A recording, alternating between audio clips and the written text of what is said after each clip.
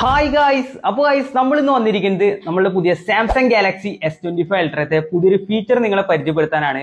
So ഈ ഫീച്ചറിന്റെ പേരാണ് multi tasking. So ഇതെന്താ സംഭവിച്ചു കഴിഞ്ഞാൽ നിങ്ങൾക്ക് ഒരേ ടൈമിൽ രണ്ടും മൂന്നും ആപ്സും ഗെയിംസും ഒക്കെ പ്രവർത്തിക്കാൻ പറ്റുന്ന ഒരു സംഭവമാണ് നമ്മുടെ മൾട്ടി ടാസ്കിങ് പറയുന്നത്. സോ ഇത് എങ്ങനെ വെച്ച് കഴിഞ്ഞാൽ നമ്മളിപ്പോ ഈ ഫുട്ബോൾ കളിക്കുന്നുണ്ട്, ഫ്രീ ഫയർ കളിക്കുന്നുണ്ട്, അതുപോലെ തന്നെ PUBG, level devil, asphalt legend, so ഇങ്ങനെയുള്ള ഗെയിംസ് ഒക്കെ ഉണ്ടല്ലോ, ഇതിൽ നമുക്ക് മൂന്നെണ്ണമൊക്കെ ഒരുമിച്ച് പ്രവർത്തിക്കാൻ പറ്റും. ഇപ്പൊ എക്സാമ്പിൾ ഞാൻ കാണിച്ചു തരാണെങ്കിൽ നമ്മളിപ്പോൾ ഇത് നോക്കിയാൽ മതി. നമ്മളിപ്പോൾ ഒരു ഗെയിം ഓപ്പൺ ചെയ്തിട്ടുണ്ട്, നമ്മുടെ പബ്ജി ഓപ്പൺ ചെയ്തിട്ടുണ്ട് ഗൈസ്. സോ പബ്ജി എടുക്കുക, റീസെന്റിൽ വെക്കുക, എന്നിട്ട് ജസ്റ്റ് പ്രസ് ചെയ്ത് സൈഡിൽ കൊണ്ട് അവിടെ ഇടുക. സോ അപ്പോൾ തന്നെ നമുക്ക് അപ്പുറത്ത് ഇത് നമ്മുടെ ലെവൽ ഡൗൺ പറഞ്ഞ ഗെയിമിന്റെ ഓപ്ഷൻ വന്നിട്ട് ജസ്റ്റ് അത് ക്ലിക്ക് ചെയ്ത് കഴിഞ്ഞുണ്ടോ.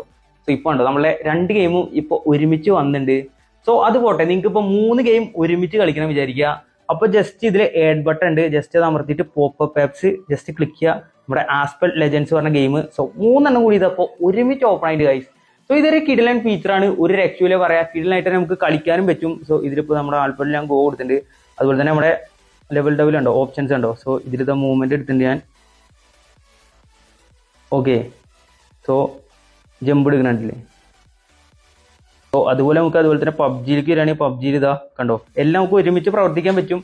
സോ അങ്ങനത്തെ ഒരു കിഡിലൻ ഫീച്ചറാണ് നമ്മളുടെ മൾട്ടി ടാസ്കിങ് പറയുന്നത്.